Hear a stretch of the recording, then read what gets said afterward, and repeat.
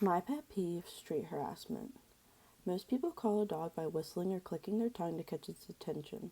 If so, how come, according to streetharassment.com, nearly 94% of women have experienced whistles at least once and 38% do so on a monthly basis? Why is it okay to utilize behaviors on women that people reserve for dogs? Although many males consider catcall to be a compliment, for many women it is uncomfortable and frightening. Street harassment is a major problem that has to be addressed. Unwanted remarks, world whistles, catcalls, and other activities by strangers in public that might be unsettling and uncomfortable are all examples of street harassment. In other words, street harassment increases fear and makes women feel unsafe while they are out and about. I became a victim of street harassment while I was still a child. The first time I was catcalled, I was only 12 years old. It was just 10 or 11 at night. My friend and I were leaving a small fair in her neighborhood. You could still smell the funnel cake in the air and hear other kids my age screaming on a tilt-a-whirl. We're walking on the main road when this 25 plus grown man pulls up in a purple Mustang talking about how we're so sexy and fine. We're only two 12-year-old girls. He asks what we're doing out so late and to come over to the car and he'll give us a good time and a ride home. He parks in the main road and starts to get out of his car to come over to us. At this point, we run and hit on the porch of a local pizza place. He makes a U-turn following us. We called my friend's parents, but they were too drunk to get us. Her parents just told us to run home as fast as possible. He's screaming out the car, "Fuck you whores, you'll never be with a man this good, stupid bitches." He makes another U-turn back to the side of the road we're on, screaming at us the whole time. We're running for our lives, full-blown sobbing. We're 12 years old. He didn't leave until he yelled we were calling the police. He took off. People who do these disgusting things never want to be held accountable for their actions. Educating yourself is a great start to stopping street harassment. What is street harassment, someone may ask? According to Rain.com, street harassment includes unwanted comments, gestures, or acts directed at someone in a public space without their consent.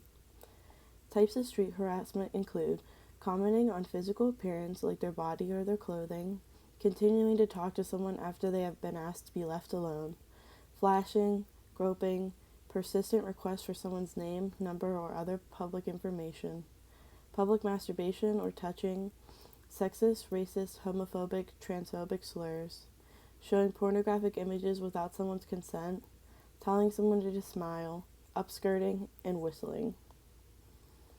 Both men and women can be victims of street harassment.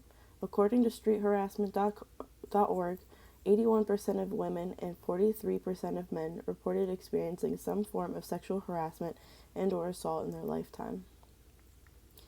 In 2014, StopStreetHarassment.org did a 2,000-person nationally representative survey, and what they found out was that their most common form of harassment was homophobic or transphobic slurs. People in the LGBTQ community were more likely to face harassment than those who identified as straight, 57% compared to 37%. According to streetharassment.org, they compared white people with people of color, like black, Hispanic, multiracial, and other categories. Persons of color were more likely than white people to say they experienced street harassment often, sometimes, or daily, which was 41% versus 24%. Children are our future. The best way we can prevent future street harassment. According to girlscouts.org, a study showed that 1 in 10 American girls has been catcalled before her 11th birthday. It's important to teach children sex education and consent. HarvardPolitics.com shared that only 38% of high schools and 14% of middle schools across the country teach all 19 topics identified as critical for sex education. There is no wrong way about being street harassed. You are the victim and can go about it however you would feel and or like. Follow your best judgment. You can ignore the harasser and use your body as your words. Here are some ways CBC.com recommends using your body to talk back. Use strong body language, project confidence, and stay calm. Give the look, and put your hand up and raise it in front of you to signal stop and show your boundary. You are under no obligation to confront a harasser.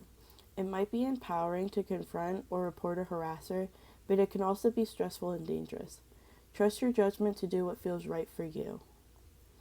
Some ways you could speak out against street harassment is to call out the harasser. You can also tell them what you would like move away from me. You could be short and sweet to the point, like show some respect. Don't apologize. No need to say sorry for stating how you want to be treated. And avoid responding to guilt tripping by the harasser. State your peace of mind and get out. You can always join a group to speak out about street harassment. IHollaback.org is a website where victims of street harassment can share their experiences from around the world. The organization started in Pittsburgh and is founded by 4 local women to increase awareness about street harassment and why it's disrespectful. The Me Too movement is also another great group to join.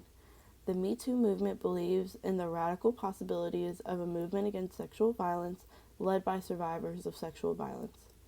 On their website, you can find information on healing, a chat line, other survivor stories, how to take action, different organizations around the world, and news to stay informed. Don't be afraid to report someone for street harassment. Most likely the harasser has done this before.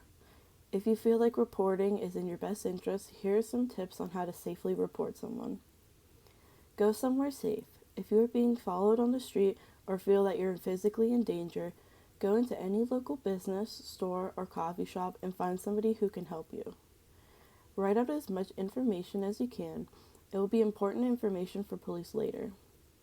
If the street harassment occurs outside of a business or on public transportation, you can always report their behavior. If you see something, say something. Chances are the person being harassed may need some help. According to BillyPenn.com, here are some ways to help someone who's being harassed if you are a bystander. Ask the person being harassed if they want help. You can create a distraction, like pretending to be a friend of the victim. You can call out supportive comments like "we do not tolerate that behavior," and telling your friends catcalling ain't cool. Other ways we could stand up to street harassment are to hold a community discussion about what is considered acceptable in the community, encourage kindness towards everyone, have people meet or learn about the LGBTQ community, teach people to speak up, have working streetlights, teach boys at a young age and continuously throughout life to respect women, provide or require training in respectful behavior starting in kindergarten or Head Start, advertisements on radio, TV, and the internet about behaving respectfully, stop making the person being harassed feel like they did something to warrant it, and identify root causes such as racial prejudice. Despite decades of attention, legal action, advocacy, analysis of data, research, and experience shows that sexual harassment remains a serious problem across the world. If the situation is not properly addressed by institutions, street harassment can reach levels that initiate various violent acts. Since it significantly harms the victim's life, it is imperative that we all take action to stop it from happening. It is our responsibility to support people who are experiencing sexual harassment and hold the offender responsible. Thank you.